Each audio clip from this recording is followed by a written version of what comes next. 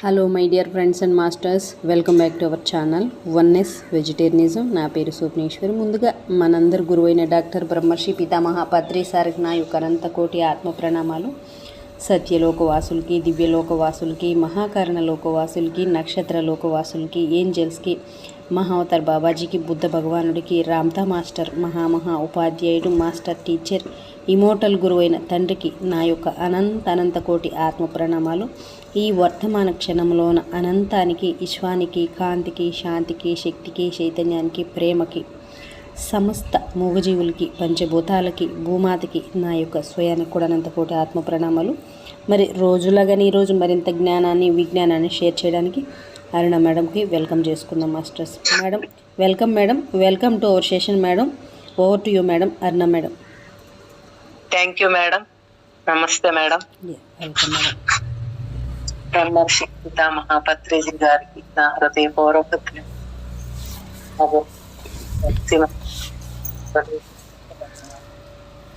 సమస్త గురుమండలం అవకాశం. Madam voice ఎందుకో కొంచెం బ్రేక్ అయి వస్తుంది మేడం. శ్రీ గురుభ్యో నమః. 12వ అధ్యాయం చదువుకుంటున్నామండి. సగం అయిపోయింది. మేము ఆశ్రమం దగ్గర ఆరు బయట కూర్చుని ఉన్నాము అంటూ చెప్పాడు ప్రఫుల్లుడు. దగ్గరలో ఒక నాగుపాము కనిపించింది. చూస్తేనే వణుకు పుట్టేటంత భయంకరమైన ఆ పాము 4 అడుగులు పొడవుంది. అది మా వైపుగా వడివడిగా వస్తూ కోపంగా పడగ విప్పింది. గురువు గారు దాన్ని చూసి ఒక పసిపిల్లవాడి చేర పిలుస్తున్నట్టుగా నవ్వారు. ఆయన తాళబద్ధంగా చప్పట్లు కొడుతుండటం చూసి నేను చాలా గాబరా పడిపోయాను. భయంకరమైన ఆ పాముకు వినోదం కలిగిస్తున్నారు. నేను మనస్సులో తీవ్రంగా ప్రార్థనలు చేస్తూ నిశ్శబ్దంగా ఉండిపోయాను. గురువు గారికి చాలా చేరువుగా వచ్చిన తరువాత ఆ పాము నిశ్చలంగా నిలిచిపోయింది. ఆయన లాలింపు వైఖరికి ఆకృష్టమైనట్టుంది. భీతావహంగా ఉన్న పడగ క్రమంగా ముసుకుపోయింది. అది శ్రీ విశ్వేశ్వర గారి కాళ్ల సందుల్లోకి దూకి అక్కడి నుంచి పొదల్లోకి పోయి అదృశ్యమయ్యింది. గురువు గారు చేతులు ఎందుకు ఆడించారో, పాము కాటెందుకు వెయ్యలేదో అప్పట్లో అయితే నాకు అర్థం కాలేదు అంటూ ముగించాడు ప్రపల్లుడు. మన గురుదేవులు ఏ ప్రాణి వల్ల కలిగే ప్రమాద భయానికైనా సరే అతీతులని తరువాత గ్రహించాను. నేను ఆశ్రమంలో ఉన్న తొలి నెలల్లో ఒకనాటి మధ్యాహ్నం శ్రీ యుక్తేశ్వర గారి కళ్ళు నా మీద నిలిచి గుచ్చి చూస్తుండటం గమనించాను.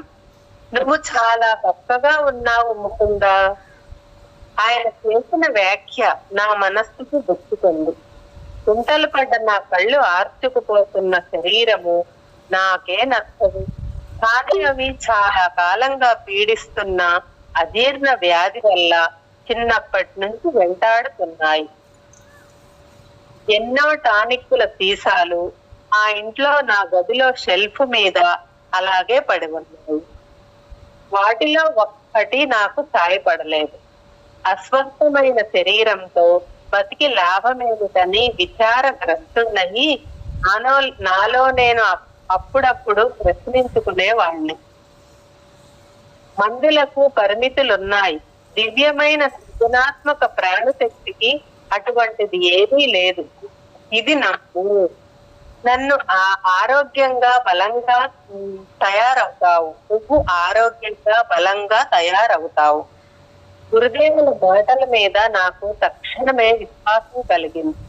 వాటిలోని సత్యాన్ని నా జీవితానికి వర్తింపజేసి విజయం సాధించగలనన్న నమ్మకం నాకు కలిగించాయి. జబ్బులు నయం చేసే వాళ్లలో చాలా మంది దగ్గరికి నేను వెళ్ళాను, కానీ మరొకరెవరు నాలో అంత గాఢమైన విశ్వాసం కలిగించలేదు. రోజు రోజుకి నాకు బాగా ఆరోగ్యం, బలం పెరిగాది. శ్రీ యుక్తేశ్వర్ గారి గుప్తమైన ఆశీస్సు ద్వారా ఒక్క 2 వారాల్లో అంతకు ముందు ప్రయత్నించినప్పటికీ సాధించలేనంత బరువు పెరిగింది. నా ఉదర వ్యాధులు శాశ్వతంగా మటుమాయమయ్యాయి.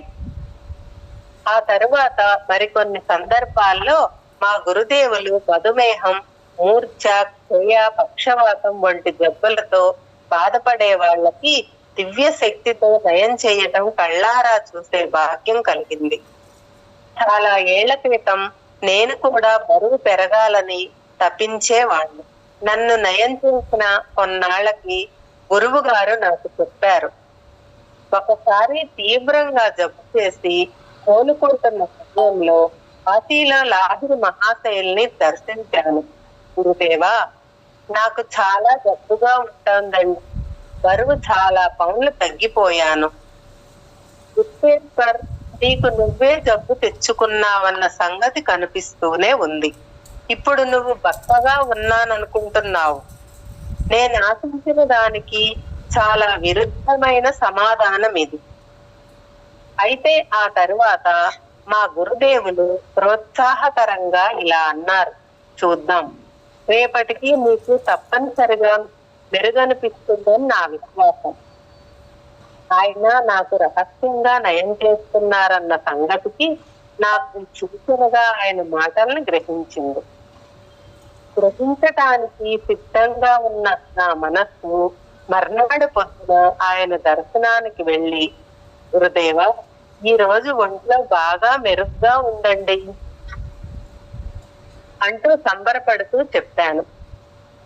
నిజంగా ఈ రోజు నీలో నువ్వే సత్తువు నింపుకున్నావు. కాదు గురుదేవా, నాకు సాయం చేసిన వారు మీరు. కొన్ని వారాల తర్వాత నాకు ఏమాత్రమైనా సత్తువు రావడం ఇదే మొదలు. నిజమే, నీ జబ్బు చాలా తీవ్రంగానే ఉండేది. నీ శరీరం ఇంకా బలహీనంగానే ఉంది. అది రేపు ఎలా ఉంటుందో ఎవరు చెప్పగలరు? ఆ బలహీనత మళ్ళీ వచ్చే అవకాశం ఉందన్న ఆలోచనే నాలో వణుకు భయం పుట్టించింది. మర్నాడు పొద్దున ఈ శరీరాన్ని లాహిరి మహాశయుల ఇంటికి చేరవేయటమే అసాధ్యం అనిపించింది. గురుదేవా, మళ్ళీ జబ్బుగా ఉందండి. మా గురుదేవుల చూపు దురవగాహంగా ఉంది. అంటే మళ్ళీ జబ్బు తెచ్చుకున్నావన్న మాట. నాలో ఓర్పు నశించింది. గురుదేవా, రోజు రోజుకి మీరు నన్ను హేళన చేస్తూ వస్తున్నారని ఇప్పుడు గ్రహించాను. నేను చెప్పిన నిజమైన సంగతులు మీరెందుకు నమ్మరో అర్థం కావటం లేదు అన్నారు. నిన్ను మార్చి ఒకసారి బలహీనంగాను మరోసారి బలంగాను చేస్తున్నవి నిజంగా నీ ఆలోచనలే. గురువు గారు నా వైపు ఆప్యాయంగా చూశారు. నీ ఆరోగ్యం నీ అవచేతన మనస్సులో సాగే ఆలోచనలను ఖచ్చితంగా ఎలా అనుసరిస్తోందో నువ్వే చూశావు. ఆలోచన అనేది విద్యుత్తులాగా, భూమ్యాకర్షణ లాగా ఒకానొక శక్తి మానవుడి మనస్సు పరమేశ్వరుడి సర్వశక్తిమంతమైన చైతన్యంలో ఒక విస్ఫులింగం. శక్తియుక్తమైన నీ మనస్సు అత్యంత గాఢంగా దేన్ని విశ్వసిస్తే అది జరిగి తీరుతుందని నీకు నిరూపించగలను. లాహిరి మహాశయులు వ్యర్థంగా ఏదీ మాట్లాడరని తెలిసి నేను అత్యంత శ్రద్ధాభక్తులతో కృతజ్ఞతతో ఆయనతో ఇలా అన్నాను. గురుదేవా, ఇప్పుడు నేను బాగా ఉన్నానని, నా వెనకటి పరుగు నాకు వచ్చిందని అనుకుంటే అవి కూడా జరుగుతాయా? అలాగే జరుగుతాయి. ఈ క్షణంలోనే గురుదేవులు గంభీరంగా అన్నారు. ఆయన చూపు నా కళ్ళ మీదే కేంద్రీకరించి ఉంది. తక్షణమే నాలో బలమే కాకుండా బరువు కూడా పెరిగినట్లు అనిపించింది. మహాశయులు మౌనం వహించారు. మరికొన్ని గంటల సేపు ఆయన పాద సన్నిధిలో కూర్చొని మా అమ్మ ఉంటున్న ఇంటికి వెళ్ళాను. నేను కాశీ వెళ్ళినప్పుడల్లా అక్కడే ఉంటున్నాను. నాయనా, ఏమైందిరా నీకు? ఒంటికి నీరు పట్టి ఉబ్బిందా ఏమిటి అంటూ అమ్మ తన కళ్ళని తాను నమ్మలేకపోయింది. నా ఒళ్ళు ప్రతితీయక ముందు ఎంత నిండుగా దృఢంగా ఉండేదో ఇప్పుడు అలా ఉంది. నా బరువు చూస్తే ఒక్క రోజులోనే 50 పౌండ్లు పెరిగిన సంగతి గమనించాను. అది ఎప్పటికీ అలానే ఉండిపోతుంది. నా పక్క పలకటి శరీరాన్ని చూసిన స్నేహితులు, పరిచయస్తులు ఒక్కసారి తెల్లబోయారు. వాళ్ళలో కొందరు ఈ అలౌకిక ఘటన ఫలితంగా తమ జీవన విధానాన్ని మార్చుకుని లాహిరి మహాశైలకు శిష్యులు.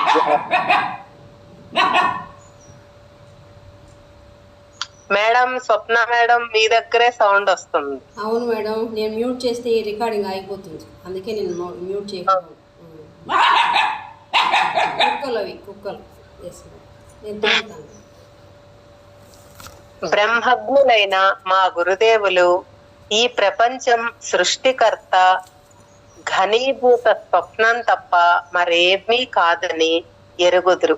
దివ్య స్వాభూతుడైన పరమేశ్వరుడితో తమకున్న ఏకత్వం సృహలో ఉన్నందువల్ల ఆయన భౌతిక ప్రపంచపు స్వప్నాణువుల్ని తమ ఇచ్ఛానుసారంగా ప్రకటితం చెయ్యటం కానీ, లుప్తం చెయ్యటం కానీ, లేదా తాము కోరిన మార్పు ఏదైనా తీసుకురావటం కానీ చెయ్యగలుగుతున్నారు. సృష్టి అంతా నియమబద్ధమైనది. విజ్ఞాన శాస్త్రవేత్తలు కనిపెట్టగల బాహ్య జగత్తులో పనిచేసే సూత్రాల్ని ప్రకృతి నియమాలు అని అంటుంటారు. కానీ గుప్తమైన ఆధ్యాత్మిక స్థాయిల్ని, గూఢమైన అంతఃచేతనను పాలించే సూక్ష్మ నియమాలు కూడా ఉన్నాయి. ఈ సూత్రాలు యోగ శాస్త్రం ద్వారానే తెలుసుకోగలిగిన. పదార్థం నిజ స్వభావం తెలుసుకోగలవాడు ఆత్మ సాక్షాత్కారం పొందిన సద్గురువే, కాని భౌతిక శాస్త్రజ్ఞుడు కాడు. అటువంటి జ్ఞానం వల్ల క్రీస్తు ఒక సేవకుడికి తన శిష్యుడు తెగ్గోసిన చెవిని బాగు చేశాడు. మా గురువు గారు పవిత్ర గ్రంథాలని వ్యాఖ్యానించటంలో సాటిలేని వారు. నాకు అత్యంత సంతోషకరమైన జ్ఞాపకాలు అనేకం. ఆయన ప్రసంగాలకు సంబంధించినవే. రత్నాలు పొదిగిన ఆభరణాల వంటి ఆయన ఆలోచనలు అశ్రద్ధ లేదా మూఢత్వం అనే బూడిద పాలు కాలేదు. నాలో కుదురు లేక శరీరంలో కొద్దిగా కదలిక కనిపించినా, కొద్దిగా పరధ్యానంగా ఉన్నా చాలు, మా గురుదేవుల వ్యాఖ్యానం తక్షణమే ఆగిపోయేది. నువ్విక్కడ లేవు అన్నారు విక్టేశ్వర గారు. ఒకనాటి మధ్యాహ్నం తాము చెబుతున్నది ఆపేసి ఆయన ఎప్పటిలాగే నా మనోగతిని నిర్దాక్షిణ్యంగా గమనిస్తూ వస్తున్నారు. గురూజీ, నా స్వరంలో అభ్యంతరం ధ్వనించింది. నేను కదలలేదు, నా కనురెప్పలు ఆడలేదు. మీరు ఏమి చెప్పినా ప్రతి మాట మళ్ళీ వినిపించగలను. అయినా పూర్తిగా నా దగ్గర లేవు. నువ్వు చెప్పిన అభ్యంతరం వల్ల నీ మనోవీధిలో నువ్వు 3 సంస్థల్ని సృష్టిస్తున్నావన్న సంగతి చెప్పక తప్పటం లేదు. ఆయన సమతుల ప్రదేశంలో వనస్థల ఆశ్రమం, ఇంకొకటి ఒక కొండ మీద, మరొకటి సముద్రం ఒడ్డున. నిజానికి అస్పష్టంగా రూపొందిన ఆ ఆలోచనలు నా అవచేతన మనస్సులో లేకపోలేదు. క్షమాపణ వేడుకుంటున్నట్టుగా ఆయన వైపు చూశాను. అలవోకగా చేసే ఆలోచనల్ని ఆయన ఆకళించుకునే గురువు గారి దగ్గర నేను చెయ్యగలిగేది ఏముంది? నువ్వు నాకు హక్కు ఇచ్చావు. నీకు సంపూర్ణమైన ఏకాగ్రత లేకపోతే నేను వ్యాఖ్యానిస్తున్న సూక్ష్మ సత్యాల్ని అవగాహన చేసుకోవడం కష్టం. అవసరమైతే తప్ప నేను ఇతరుల మనస్సుల్లోని ఏకాంతకు భంగం కలిగించను. మనిషికి తన ఆలోచనల్లో రహస్యంగా సంచరించే సహజమైన హక్కు ఉంది. పిలవనిదే పరమేశ్వరుడు అందులోకి ప్రవేశించడు. నేను చొరబడ్డానికి సాహసించను. మీకు ఎప్పటికీ స్వాగతమే గురుదేవా. వాస్తు కళా సంబంధమైన నీ కలలు తర్వాత ఫలిస్తాయిలే. ఇది అధ్యయనానికి సమయం. ఈ విధంగా మా గురుదేవులు సందర్భవశాత్తు నా జీవితంలో 3 ముఖ్యమైన సంఘటనలు జరగబోతున్నాయని తమకు తెలిసిన విషయం తమకు సహజమైన నిరాడంబర పద్ధతిలో వెల్లడించారు. కిశోరప్రాయం నుంచి నాకు వివిధ దృశ్యాల్లో 3 భవనాలు ఆకృతులు అస్పష్టంగా అవుపిస్తూ ఉండేవి. ఈ 3 దర్శనాలు శ్రీ యుక్తేశ్వర్ గారి సూచించిన వనరులోనే భౌతిక రూపం ధరించాయి. మొదట రాంచీలో ఒక సమతుల ప్రదేశంలో మగపిల్లల కోసం యోగా విద్యాలయం స్థాపించటం జరిగింది. తర్వాత లాస్ ఏంజల్స్ లో ఒక కొండ మీద అమెరికా ప్రధాన కార్యాలయం నెలకొల్పటం జరిగింది. ఆ తర్వాత కాలిఫోర్నియాలోని ఎన్సినీటస్ లో పసిఫిక్ సముద్రానికి ఎదురుగా ఆశ్రమం స్థాపించటం జరిగింది. ఫలానా సంఘటనలు జరుగుతాయని నేను జోస్యం చెబుతున్నాను అంటూ గురుదేవులు ఎన్నడూ దంబాలు పలకలేదు. అలా కాకుండా ఇది జరగవచ్చునేమో కదూ అంటూ సూచన చేసేవారు. ఆయన నిరాడంబర వాక్కు భవిష్యాన్ని జోస్యంగా చెప్పే శక్తిని మరుగుపరిచేది. అన్నదాన్ని వెనక్కు తీసుకోవడం అన్నది లేదు. కొద్దిగా తెరమరుగగా ఆయన చెప్పిన జోస్యాలు తప్పుగా ఎన్నడూ రుజువు కాలేదు. శ్రీ యుక్తేశ్వర్ గారు మితభాషులు. వైఖరిలో యథార్థత ఉండేది.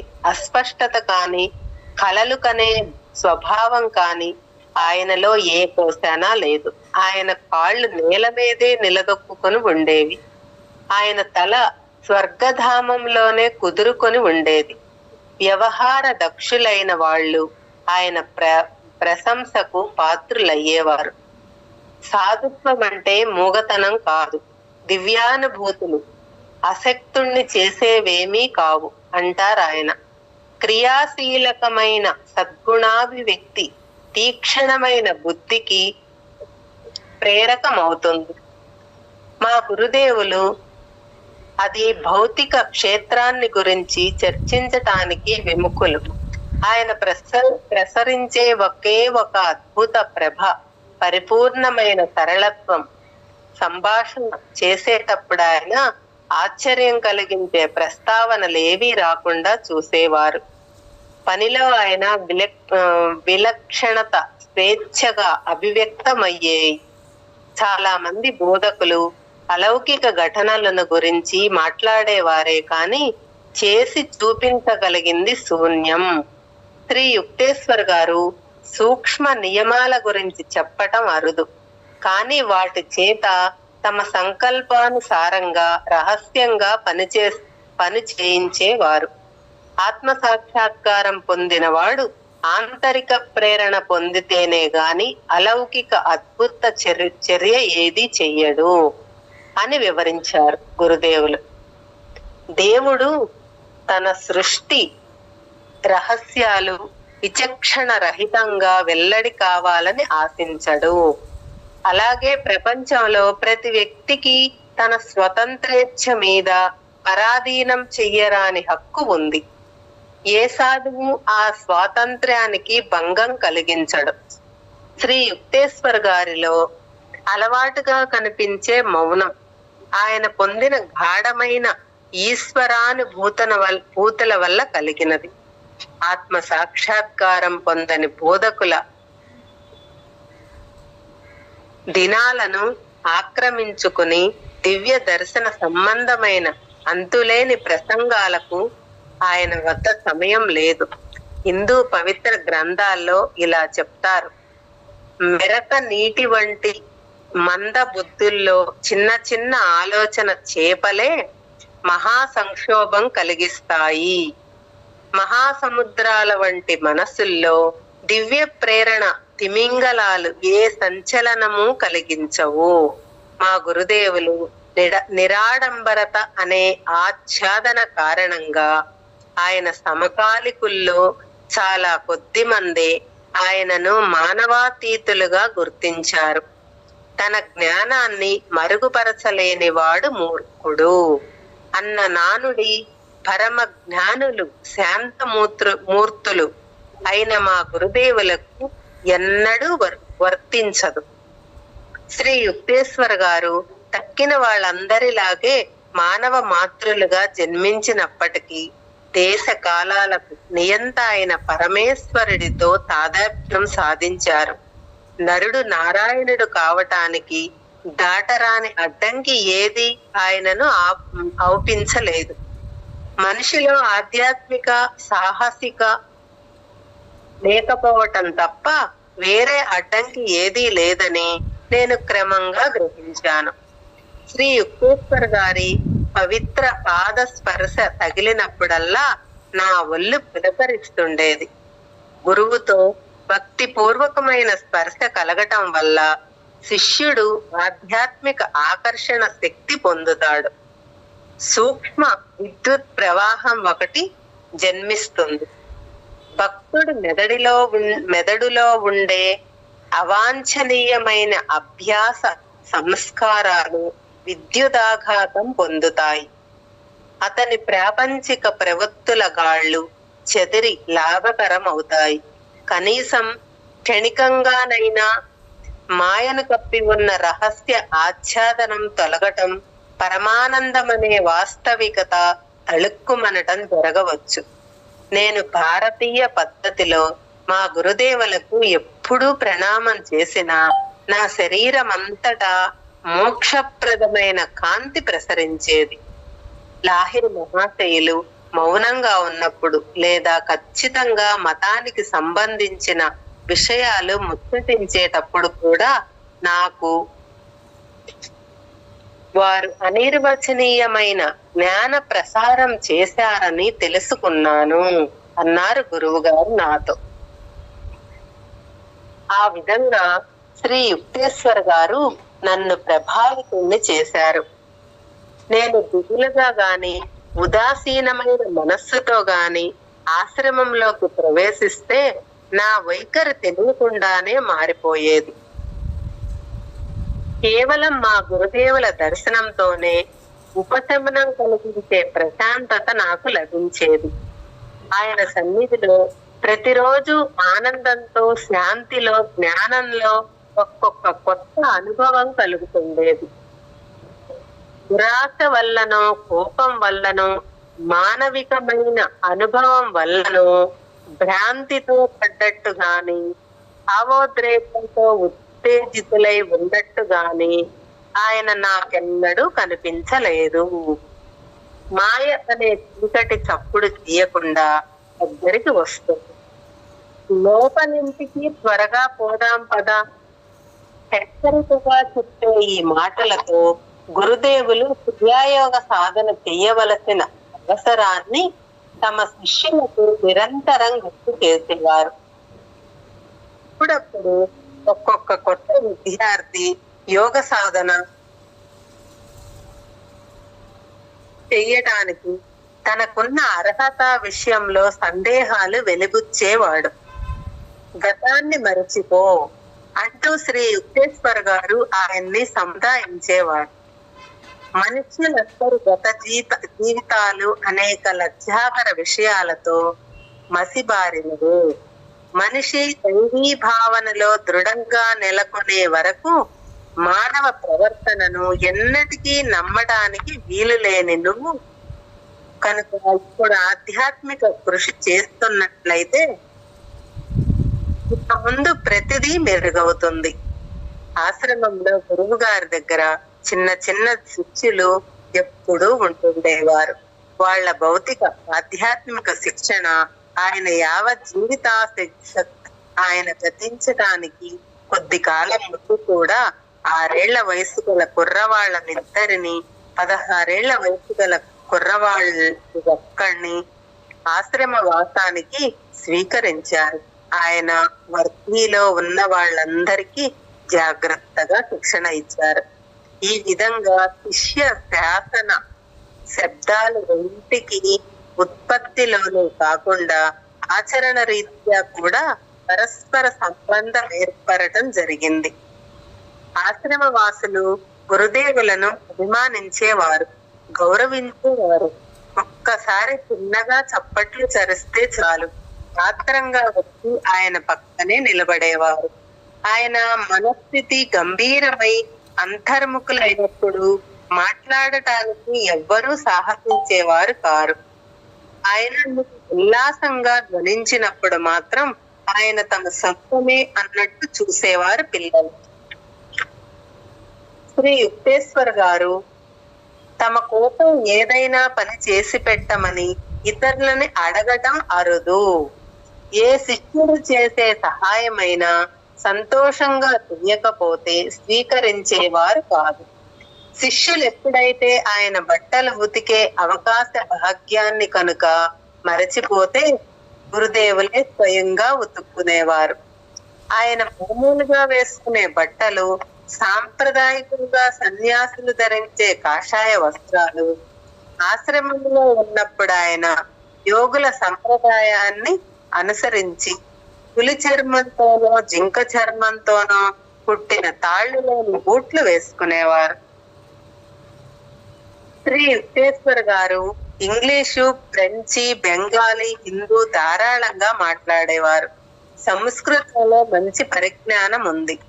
ఇంగ్లీషు, సంస్కృతం నేర్చుకోవటానికి తాము నేర్పుగా రూపొందించిన కొన్ని సులభ పద్ధతుల్లో చిన్న విద్యార్థులకు మంచి ఓపికగా నేర్పేవారు. గురుదేవులకు తమ శరీరం మీద ఆపేక్ష ఉండేది కాదు, కానీ దాని విషయంలో జాగ్రత్తగా ఉండేవారు.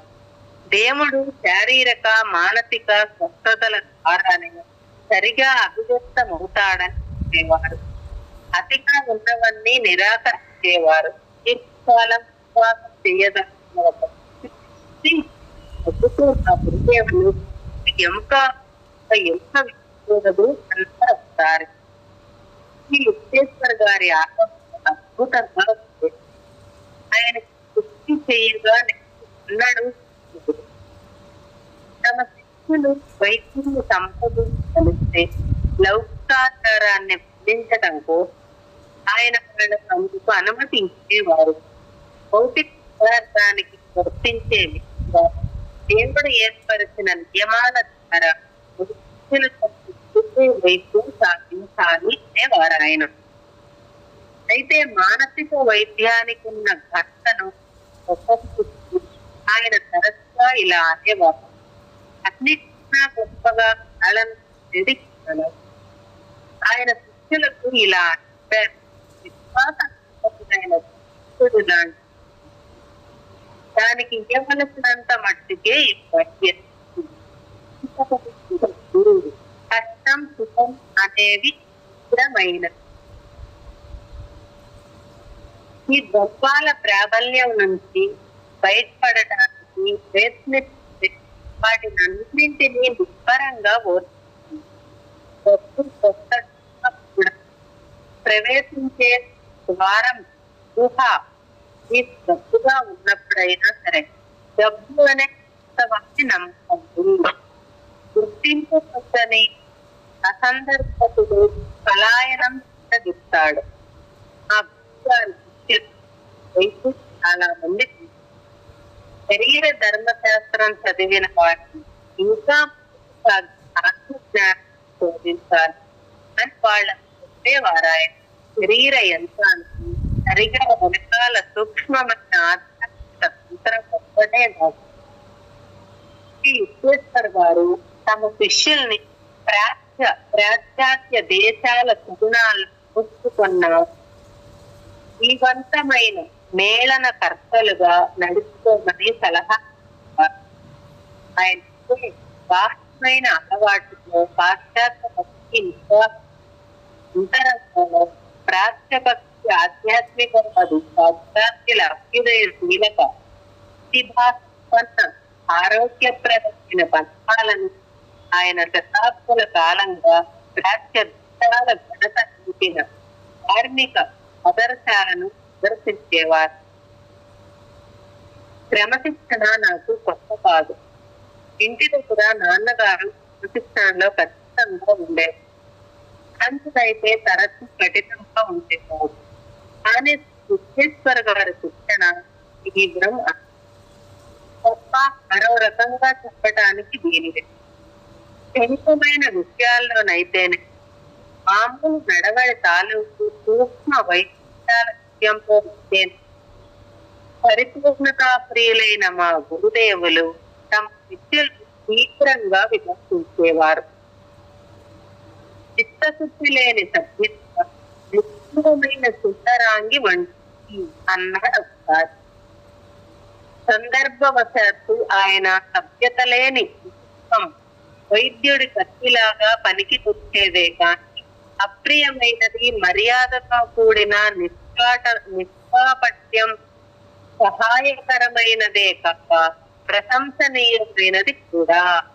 గురుదేవుడు నా ఆధ్యాత్మిక ప్రగతి విషయం పద్ధతి కనిపించేవారు. ఎప్పుడో కన్ను దాన్ని ప్రస్తావించకపోవడమే నేను అలా అనుకోవడానికి కాదు. ఇతర విషయాల్లో మట్టుకు ఆయన చివాటి చెవులకు వస్తారు. పరధ్యానం అప్పుడప్పుడు దిగాలుగా ఉండటం, మర్యాదకు సంబంధించి నియమాలు మట్టుకు పాటించకపోవడం, తీరు లేకుండా అప్పుడప్పుడు పనిచేయడం, ఇదే నా పెద్ద అపరాధాలు. మీ నాన్న భగవతి గారు కార్యకలాపాలు గురువుగా ఉంటాడు అని మా గురువు గారు అన్నారు ఒకనాడు.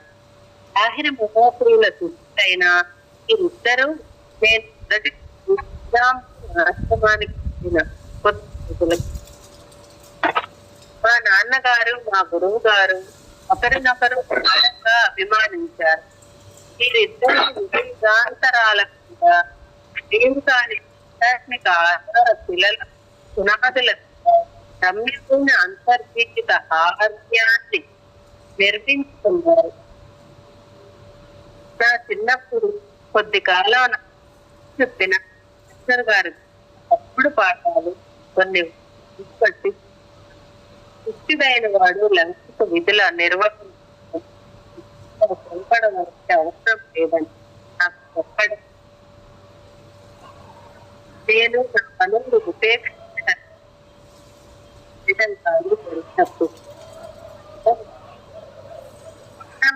ప్రకృతికి అలాంటి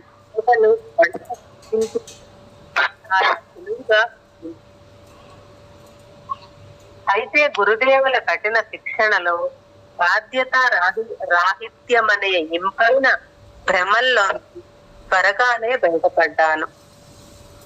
ఈ లోకానికి పనికిరాని అతి మంచి వాళ్ళు పరలోకానికి అలంకారాలుగా ఉన్నారు అన్నారు శ్రీ యుక్తేశ్వర్ గారు ఒకనాడు. ఈ భూమి మీద ఉచితంగా లభించే గాలి పీలుస్తున్నంత కాలం కృతజ్ఞతాపూర్వకమైన సేవ చెయ్యవలసిన బాధ్యత మన మీద ఉంటుంది. ఊపిరి అవసరం లేని సమాధి స్థితికి పూర్తిగా సాధించిన వాడు మాత్రమే ప్రాపంచిక విధుల నుంచి విముక్తి పొందుతాడు అని చెబుతూ ఆయన నువ్వు అంతిమ పరిపూర్ణత్వం సాధించినప్పుడు ఆ విషయం నీకు తెలియకుండా ఉండును అన్నారు పొడిగా. మా గురుదేవులు లంచానికి లొంగరు.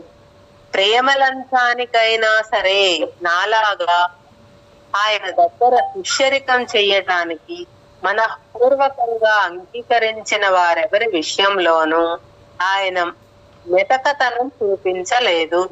గురువు గారికి నాకు చుట్టూ ఆయన విద్యార్థులు గాని పరిచయం లేని పరాయి వాళ్ళు కాని ఉన్నా సరే, మేము ఏకాంతంగా ఉన్నా సరే ఆయన ఎప్పుడూ దాపెరకం లేకుండా మాట్లాడుతూ చెడామడా చివాట్లు పెట్టేవారు.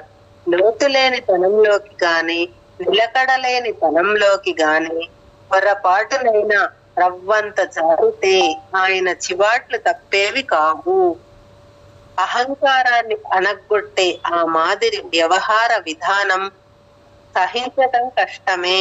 అయినప్పటికీ నాలో ఉన్న మానసికమైన ఎగుడు దిగుళ్లను చదును చెయ్యటానికే శ్రీ యుక్తేశ్వర గారిని అనుమతించారన్నది మార్చరాని నా తీర్మానం.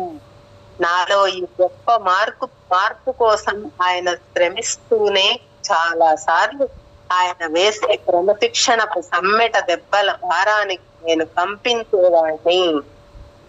నా మాటలు నీకు నచ్చకపోతే నువ్వు ఎప్పుడైనా సరే స్వేచ్ఛగా వెళ్ళిపోవచ్చు అని హామీ ఇచ్చారు గురుదేవులు. నీ అభివృద్ధి తప్ప నేను నీ దగ్గర మరేమీ కోరను. నీకు లాభం కలుగుతోందనిపిస్తేనే ఉండు. నా గర్వాన్ని సమ్మెట దెబ్బలతో అణచేసినందుకు నేను ఆయనకి ఎంతో కృతజ్ఞుడిని. అలంకారికంగా చెప్పాలంటే నా దవడకున్న పలువరసలో ప్రతి పిప్పి పన్ను కనిపెట్టి చేస్తున్నారు ఆయన అని ఒక్కొక్కప్పుడు అనిపించేది నాకు. అహంభావాన్ని సమూలంగా తొలగించాలంటే మొరటుగా తప్ప మరే విధంగానైనా కష్టమే. ఆ అహంకారం పోయిన తర్వాత భగవత్ ప్రవేశానికి అవరోధాలు లేని మార్గం ఏర్పడుతుంది. స్వార్థంతో బండబారిన గుండెల్లోకి చొరబడటానికి దేవుడు చేసే ప్రయత్నం వృధాయే అవుతుంది. శ్రీ యుక్తేశ్వర్ గారి సహజావబోధం తీక్షణంగా ఉండేది. ఆయన తరచూ అవతల వ్యక్తి చెప్పిన మాటలతో నిమిత్తం లేకుండా ఆయన బయట పెట్టని ఆలోచనలకు జవాబు ఇస్తూ ఉండేవారు. ఒక మనిషి వాడిన మాటలు, వాటి వెనుక ఉన్న వాస్తవమైన ఆలోచనలు భిన్న ధృవాలు అయి ఉండవచ్చు. మనుషుల పదాడంబరం వల్ల కలిగే గందరగోళానికి వెనుక ఉన్న ఆలోచనల్ని ప్రశాంతత ద్వారా అనుభూతం చేసుకోవడానికి ప్రయత్నం చెయ్యి అన్నారు మా గురుదేవులు. దివ్యమైన అంతర్దృష్టి వల్ల బయల్పడే విషయాలు ప్రాపంచిక జీవుల చెవులకు తరచూ కటువుగా ఉంటాయి. పై మెరుగులతో సరిపెట్టుకునే విద్యార్థుల అభిమానాన్ని ఆయన చూడగల లేదు. ఎప్పుడూ కొద్ది సంఖ్యలోనే ఉండే తెలివైన విద్యార్థులు మాత్రం ఆయన్ని ప్రగాఢమైన భక్తితో ఆరాధించేవారు. ఆయన మాట అంత కటువుగాను నిందాత్మకంగాను ఉండి ఉండకపోతే భారతదేశంలో ఎక్కువ మంది శిష్యులు వెతుక్కుంటూ ఏరికోరి వచ్చేది మా యుక్తేశ్వరి దగ్గరకేనని నొక్కి చెప్పగలను. నా దగ్గరకు తర్ఫీదుకు వచ్చిన వాళ్ళ విషయంలో నేను కఠినంగా ఉంటాను అని నా దగ్గర ఒప్పుకున్నారు ఆయన. అది నా పద్ధతి, దాన్ని మానుకు, అందులో నేను రాజీ పడను. కానీ నువ్వు నీ శిష్యులతో ఇంతకంటే దయగా ఉంటావు, అది నీ పద్ధతి. కాఠిన్యమైన నిప్పుల్లోనే కాల్చి శుద్ధి చేయడానికి ప్రయత్నిస్తాను నేను. ఇవి సగటు సహజ సహన శక్తిని మించి మలమలా మాడుస్తాయి. ప్రేమతో కూడిన సౌమ్య మార్గం కూడా మార్పు తీసుకువస్తుంది. విజ్ఞతతో ప్రయోగించినట్లయితే కఠోర పద్ధతులు, కోమల పద్ధతులు కూడా సమంగా ఫలప్రదమైనవే. ఆయన ఇంకా ఇలా అన్నారు, నువ్వు పై దేశాలకు వెళ్తావు, అక్కడ అహంకారం మీద మొరటుగా తీసే దెబ్బల్ని హర్షించరు. రాజీ పడటానికి అనుకూలమైన నిదానం, ఓరిమి సమృద్ధిగా లేనిదే ఏ గురువు భారతదేశ సందేశాన్ని పాశ్చాత్య దేశాల్లో వ్యాప్తి చెయ్యలేడు. గురుదేవుల మాటల్ని నేను అమెరికాలో ఎంత తరచుగా గుర్తు చేసుకున్నానో చెప్పను. వాస్తవాన్ని బయలుపరిచే మా గురుదేవుల వాక్కు ఆయన భూమి మీద ఉన్న కాలంలో అధిక సంఖ్యలో చిక్కులు ఏర్పడకుండా ఆటంకపరచినప్పటికీ నానాటికి అధికమవుతున్న చిత్తశుద్ధి గల శిష్యుల మూలంగా ఆయన ఆత్మ ఈనాటికి ప్రపంచంలో జీవిస్తోంది. అలెగ్జాండర్ వంటి యోధులు భూమి మీద సార్వభౌమాధికారం కోసం పాకులాడతారు. శ్రీ యుక్తేశ్వర గారి వంటి గురువులు అంతకన్నా విశాలమైన సామ్రాజ్యాన్ని మానవ హృదయాల్లో జయిస్తారు. తమ శిష్యుల లోపాల్లో చిన్న వాటిని పట్టించుకోనవసరం లేని వాటిని ఉత్పాతాన్ని సూచించేటంత తీవ్రంగా ఎత్తి చూపడం గురుదేవుల అలవాటు. ఒకనాడు మా నాన్నగారు శ్రీ యుక్తేశ్వర్ గారి దర్శనం కోసం శ్రీరాంపూర్ వచ్చారు. నాన్నగారు నా గురించి మెప్పుగా 4 మాటలు విందామని ఆశించి ఉండవచ్చు. కానీ నాలో ఉన్న లోపాలని వరుస పెట్టడం వినేసరికి అదిరిపోయారు. వెంటనే నా దగ్గరకు వచ్చారు. మీ గురువు గారి మాటల్ని బట్టి నువ్వు పూర్తిగా ధ్వసమయ్యావని అనుకోవలసి వస్తోంది. కన్నీళ్లకి నవ్వుకి మధ్య అవస్థలో ఉన్నారు నాన్నగారు. ఆ సమయంలో శ్రీ యుక్తేశ్వర్ గారి అసంతుష్టికి కారణం ఒక్కటే. ఒక అతన్ని ఆధ్యాత్మిక మార్గంలోకి మార్చే విషమై గురువు గారు ఆ పని వద్దని సౌమ్యంగా సూచించినప్పటికీ నేను అందుకు ప్రయత్నిస్తూ ఉండటమే నేను రోషంగా గబగబా గురువు గారి దగ్గరకు వెళ్ళాను. చేసిన తప్పు తెలిసిన వారిలా నన్ను చూసి కళ్ళు కిందకు వాల్చుకున్నారు. ఆ దివ్య సింహం నా ఎదుట అంత సౌమ్యంగా ఉండటం చూడటం అదొక్కసారే. ఆ ఏకైక క్షణాన్ని పూర్తిగా ఆనందించాను. స్వామి, మా నాన్నగారి దగ్గర నా గురించి అంత నిర్దయగా మాట్లాడి ఆయన విస్తుపోయేటట్టు ఎందుకు చేశారు? అదేమైనా న్యాయమేనా? ఇంకెప్పుడు అలా చెయ్యను. శ్రీ యుక్తేశ్వర్ గారి కంఠస్వరం క్షమాపణ చెప్పుకుంటున్నట్టుగా ఉంది. ఇటుక్కున నేను నిరాయుధుణ్ణి అయిపోయాను.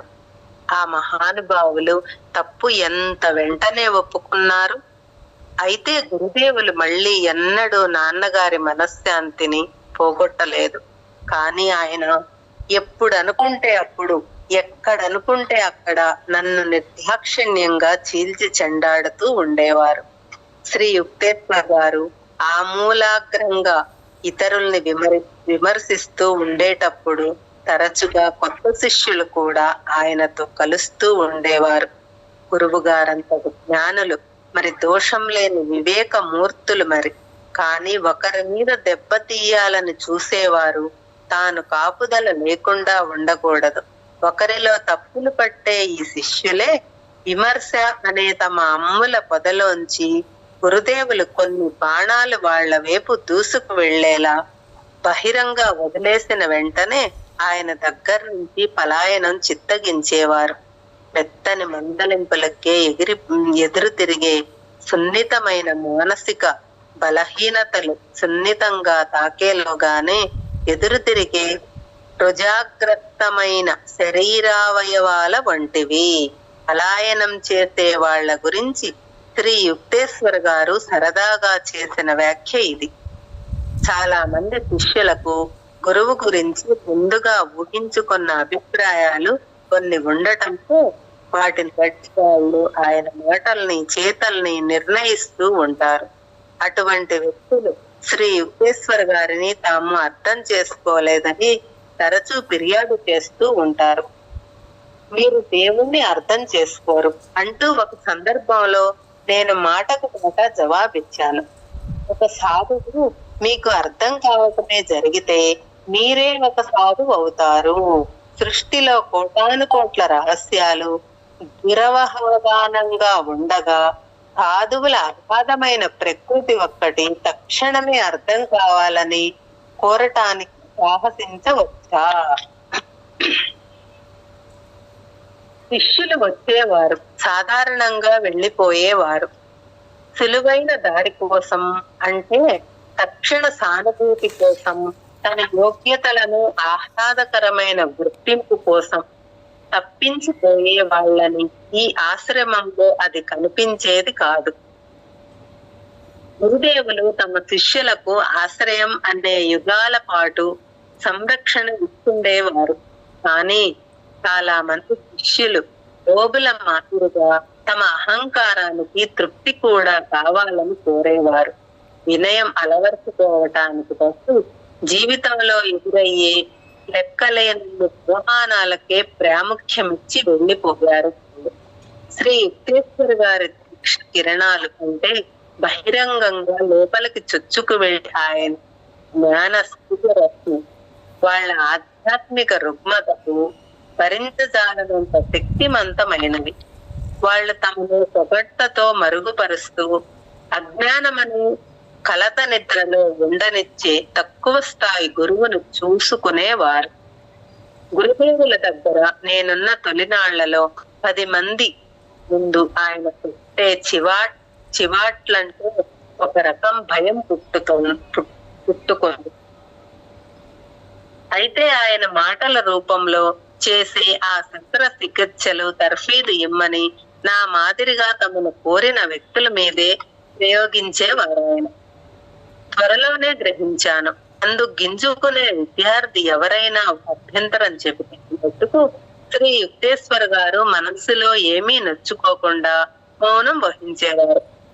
ఆయన మాటలెన్నడూ వ్యక్తిగతంగా వర్తించేటట్లు కాకుండా జ్ఞాన సంపన్నమై ఉండేవి, కానీ ఆగ్రహోద్రంగా ఉండేవి కావు.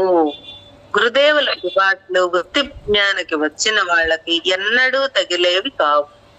వాళ్ళ లోపాలు కొట్టవచ్చినట్టు ఉన్నప్పటికీ వాటిని గురించి ఆయన వ్యాఖ్యానించటం అరు.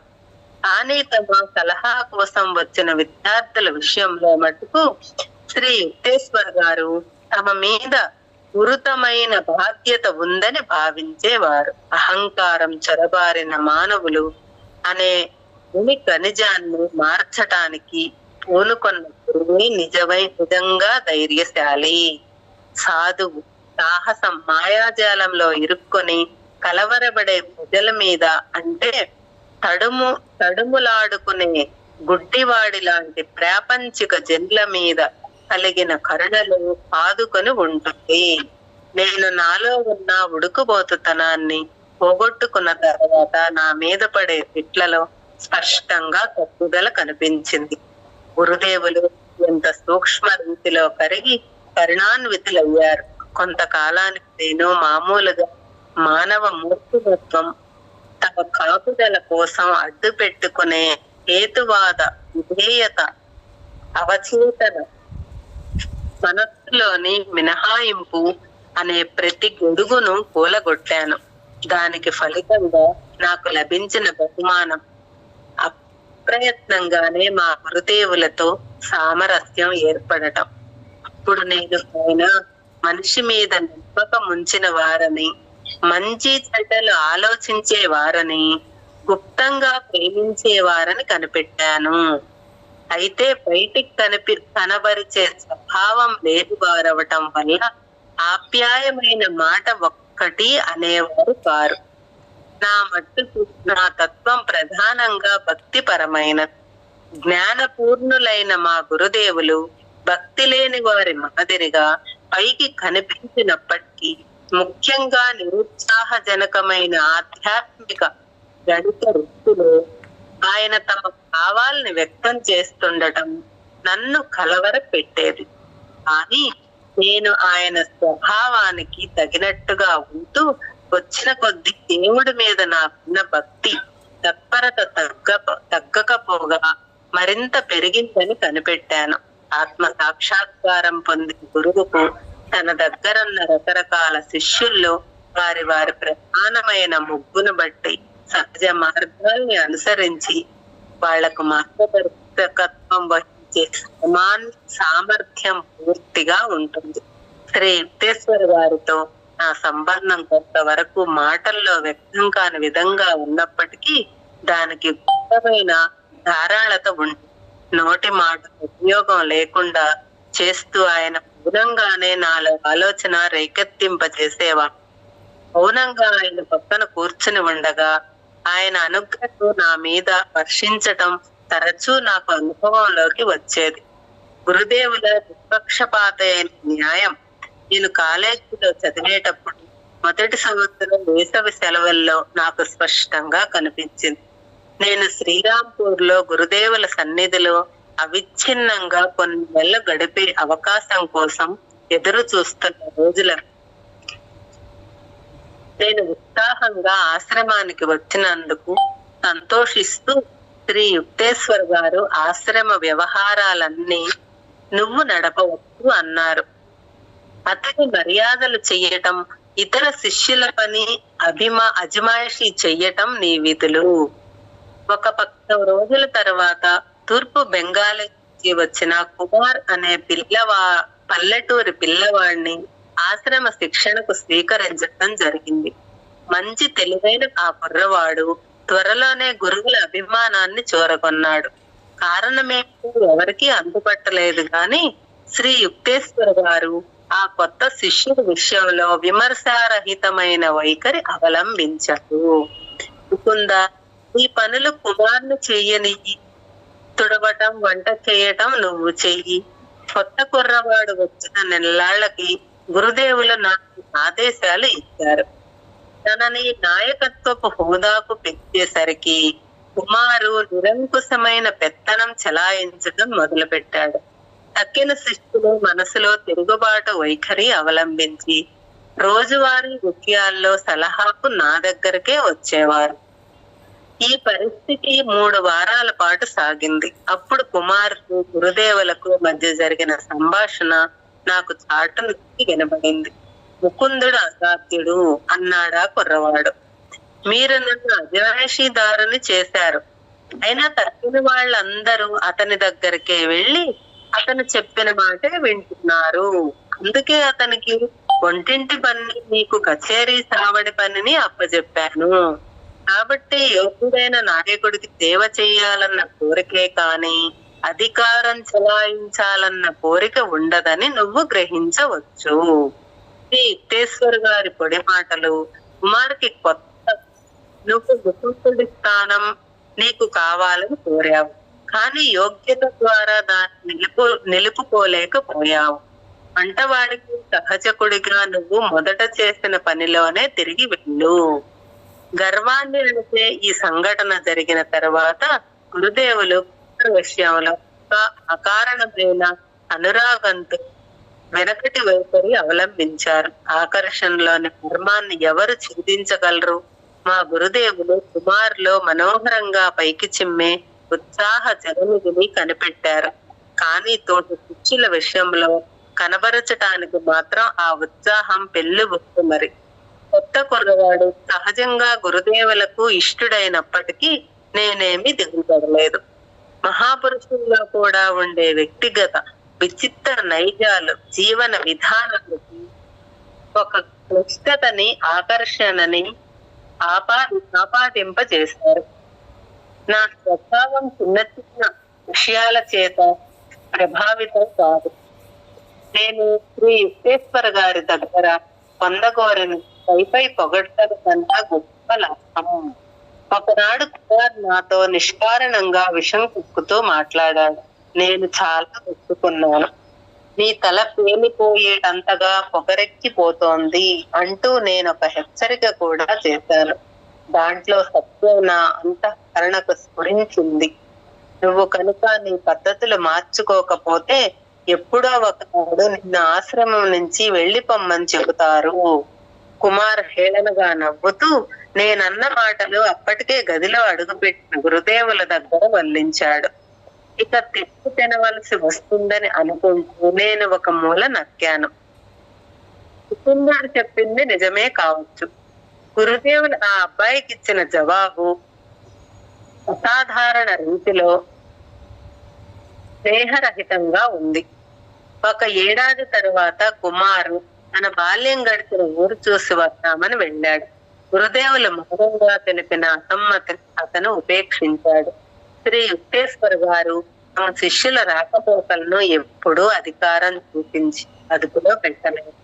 కొన్ని నెలల్లో తిరిగి శ్రీరాంపూర్ వచ్చే నాటికి ఆ అబ్బాయిలో కొట్టవచ్చినట్టు మార్పు కనిపించింది. ప్రశాంతంగా ప్రకాశించే ముఖంతో రాజసం ఉట్టిపడే కుమార్ లేడు. కొత్తగా అనేక చెడ్డ అలవాట్లు చేసుకున్న సాధారణ పల్లెటూరి పడుచువాడొకడు మా ముందు నిలబడ్డాడు. గురుదేవులు నన్ను పిలిచారు. ఆ కుర్రవాడు ఇప్పుడు ఆశ్రమ సన్యాస జీవితానికి తగ్గవాడు కాడన్న యథార్థాన్ని భగ్న హృదయంతో చెబుతూ నాతో చర్చించారు. ముకుందా, రేపే ఆశ్రమం విడిచి వెళ్ళమని కుమార్కు చెప్పు. పని నీకు అప్పగిస్తున్నాను. నేనది చెయ్యలేను. శ్రీ యుక్తేశ్వర్ గారి కళ్ళలో నీళ్లు నిలిచాయి. కానీ వాటిని త్వరగా ఆపుకున్నారు. ఆ అబ్బాయి నా మాట విని ఊరికి వెళ్లకుండా చెడు సావాసాలు చేయకుండా ఉంటే ఇంత అధోగతి పోయేవాడు కాదు. నా రక్షణ తిరస్కరించాడు. కఠిన ప్రపంచమే ఇంకా అతనికి గురువుగా ఉండాలి. మేడం ఇప్పుడు సుమారు చదువు 1000. ఇప్పుడు చదువుతున్న పేర ఉందా, అయిపోయిందా మేడం? ఉంది మేడం, ఇంకా ఆపుకుందాం లేకపోతే. అది ఇప్పుడు ఆ పేర అయిపోని, ఇప్పుడు చదువుతున్న పేర అయిపోనియండి, ఆపేద్దాం. ఇంకా ఉంది 3 పేజీలు. 3 పేజీలు కాదులేండి మేడం, 3 పేజీలు కాదు. ఇప్పుడు చదివే పేర అయిపోతే ఆపేద్దాం.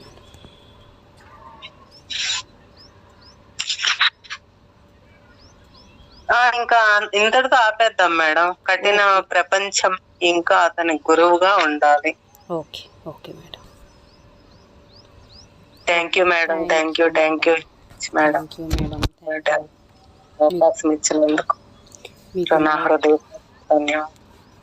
మీకు నా యొక్క హృదయపూర్వకమైన కృతజ్ఞతలు మేడం. ఈ వర్తమాన క్షణానికి, అనంతానికి, విశ్వానికి, శాంతికి, కాంతికి, శక్తికి, చైతన్యానికి, ఈ వర్తమానానికి థ్యాంక్ యూ సో మచ్.